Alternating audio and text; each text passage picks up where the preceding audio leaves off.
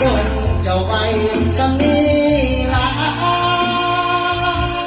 ลายฟ้าให้เขาพายาง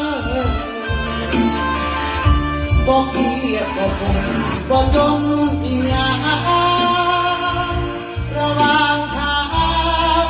ไอ้มีความสุขหลายๆยังดีที่ได้เริ่มต้นก่อนเคยเป็นคนอยู่เคียงข้างใจหลายตาที่ฟังเอาไว้คงบ่แม่นอายสิพาเจ้ายามมาส่งเจ้าได้แค่ครึ่งทาง